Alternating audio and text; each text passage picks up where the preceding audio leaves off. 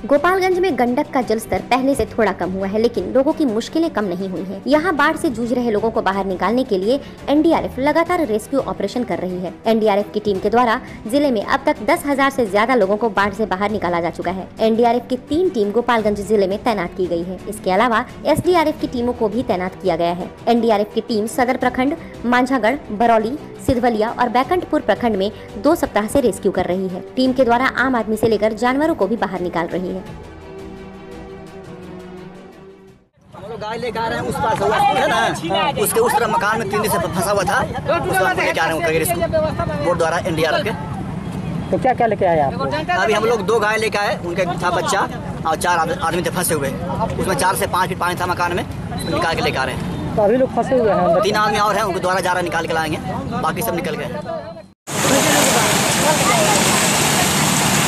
बिहार के गोपालगंज में बाढ़ और लगातार बारिश से हालात खराब हो चुके हैं।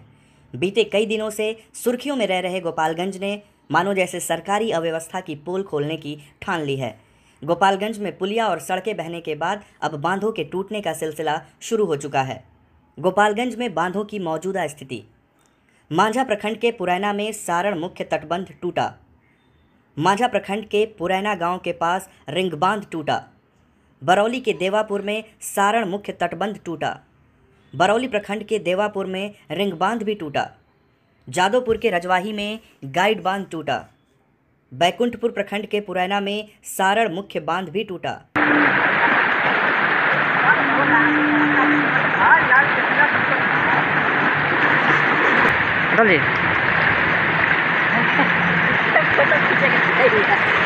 सारण मुख्य तटबंध के टूटने से स्थिति भयावह हो गई है।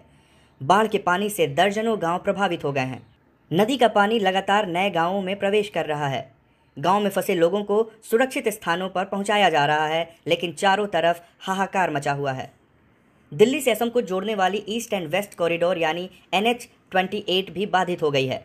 बड़े वाहनों के परिचालन को ग्रामीणों ने बैरिकेडिंग लगाकर रोक दिया है। वहीं तटबंध के टूटने से गोपालगंज के अलावा अब सिवान और छपरा के गाँव भी प्रभावित होने लगे हैं। जब यह बांध टूटा तब गंडक में करीब 4 लाख क्यूसेक पानी का बहाव था। बांध के टूटते ही लोग अपने मवेशियों को लेकर ऊंचे स्थानों पर जाने लगे।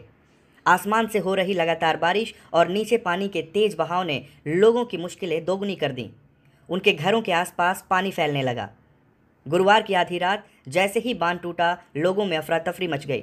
उनकी समस्या है कि कोरोना त्रासदी के बीच आखिर वे जाएं तो जाएं कहाँ। देखिए, हमने कल ही आशंका जताई थी, जिस समय देवापुर का छड़की टूटा, हमने जिला प्रशासन को कल ही अलर्ट कर दिया कि छड़की टूटने के बाद निश्चित रूप से यह तटबंध सारण मुख्य तटबंध देवापुर का टूटेगा। क्योंकि यह पहले का भी इतिहास 2 बार रहा है कि जब जब छड़की टूटा तब तक मुख्य तटबंध भी टूटे हैं। और आपके सामने यह बाढ़ का दृश्य दिखाई दे रहा है। यह बरौली का संपूर्ण प्रखंड, सिधवलिया का संपूर्ण प्रखंड, बैकुंठपुर के साथ साथ यह पानी जो है छपरा और सिवान यानी कि 3 जिला ये प्रभावित है। गोपालगंज, छपरा और सिवान, इस 3 जिलों को पूर्णतः यह बाढ़ का पानी प्रभावित करेगा। इसलिए बहुत बड़ा जो है नुकसान इस राज्य को इस बाढ़ के कारण हुआ है। कम से कम 10,000 से ऊपर लोगों का प्रभावित हुए हैं देवापुर, खाली देवापुर, केवल देवापुर में। और ये मार्च से काम लगा है बनने के लिए। 2 टोकरी माटी, 2 टोकरी यहाँ रख दीजिए, 2 टोकरी वहाँ रख दीजिए, कोई देखने वाला नहीं है। सब कमीशन से और घूसखोरी और कमीशनखोरी से ये काम हो रहा है। बिल्कुल ही अथी है। बांध कब टूटा है? बांध टूटा है 12 बजे रात में। कोई अधिकारी हो रहा है? कोई अधिकारी नहीं, कोई अधिकारी नहीं। ग्रामीणों और प्रशासन की लाख कोशिश के बावजूद गंडक नदी के उफान से देवपुर रिंग बांध को नहीं बचाया जा सका। नतीजा यह हुआ कि पानी के दबाव से यह रिंग बांध टूट गया और देखते ही देखते गाँवों में पानी घुसने लगा।